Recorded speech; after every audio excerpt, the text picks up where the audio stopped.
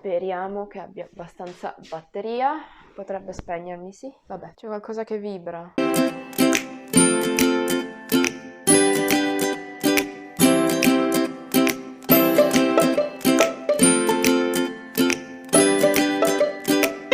Buongiorno, guten Tag, good morning everyone! Ben ritrovati sul mio canale e oggi vi parlerò di un argomento molto interessante quanto dolente. Come trovare casa a Monaco.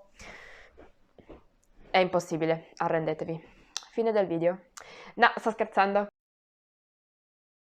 realtà è veramente molto difficile, però non impossibile. Io in questo video cercherò di darvi tutti i mezzi possibili che io ho maturato con l'esperienza per cercare casa. Ovviamente non garantisco che troverete casa, però secondo me questo video può tornarvi utile, almeno spero. Allora, in primis, se siete studenti, anche Erasmus, come prima cosa controllate il sito dello Studentenwerk, che è questo ente che si occupa, diciamo, di tutte le strutture che vengono usate dagli studenti, quindi mense, biblioteche e ovviamente anche i dormitori. Ci sono diversi dormitori che appartengono allo Studentenwerk, sparpagliati qua e là a Monaco, possibilmente vicino ai campus più importanti. Gli studenti si possono iscrivere sul loro sito, selezionare quando vi iscrivete, fate domanda, potete fare domanda per 3 diverse case, quindi dormitori, in ordine di preferenza. Io vi consiglio di farlo il prima possibile. Appena sapete che dovete andare a Monaco per studiare, fate subito richiesta perché la lista d'attesa è lunga, è molto molto lunga. Io ho aspettato una cosa come 10 mesi prima di avere una stanza con loro, quindi sì. Sullo stesso sito poi loro hanno un'altra pagina che vi mostro qua. Allora, questo è il sito generale dello Studentenwerk dove trovate i dormitori studenteschi. Poi se scrollate in giù di lato troverete invece la voce Private Accommodation Service.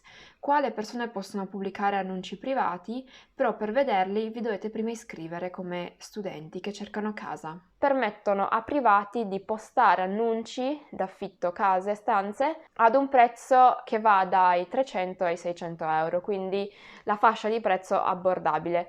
A Monaco non potete sperare di trovare qualunque cosa al di sotto di 300-600 euro.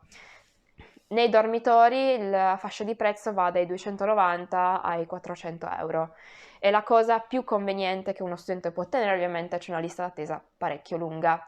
Invece quest'altra piattaforma dove si postano annunci privati, in primis è molto affidabile e in più io ho usato, quando ho cercato casa all'inizio, ho trovato casa tramite questa piattaforma qua, prima di trasferirmi poi nel dormitorio. Poi ci sono anche dormitori privati, la fascia di prezzo è più alta ma sono anche un po' più bellini. Invece se voi volete affidarvi completamente al privato, quindi cercarvi una casa privata, ovviamente non potete sperare da studenti, a meno che non siete ricchi, di trovare un appartamento da soli, quindi la maggior parte degli studenti vive con altre persone, in genere studenti, e condividono un appartamento e in genere hanno una stanza privata. Qui la fascia di prezzo è molto alto, io non ho visto annunci che andassero sotto i 500 euro per una stanza. Il modo per trovare una stanza a Monaco è in primis iscriversi su tutti i siti che conoscete su Facebook, ve ne posso elencare qualcuno qua. Poi c'è il sito di Immobilien Scout 24 e WG Gesucht. WG significa Wohngemeinschaft, che significa praticamente un appartamento diviso. Su questi siti si possono sia comprare che affittare case, potete selezionare cosa state cercando, se volete un appartamento, una stanza condivisa, o se volete un appartamento intero, però mi sa che non è il nostro caso. Poi un'altra alternativa che è molto molto frequente e comune in Germania è quello degli studio apartment. Sono dei monolocali, quindi hai cucina, bagno e una stanza, tutto in un'area praticamente. In genere non sono grandissimi, però per una persona sono più che sufficienti.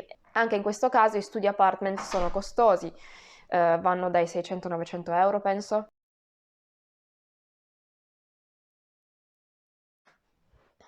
Ok, Mi si è spenta la telecamera, quindi ricominciamo. Volevo anche darvi dei consigli, soprattutto sulle cose da non fare. In primis dovete sapere che ci sono tantissimi truffatori per quanto riguarda le case, per cui dovete fare estremamente attenzione.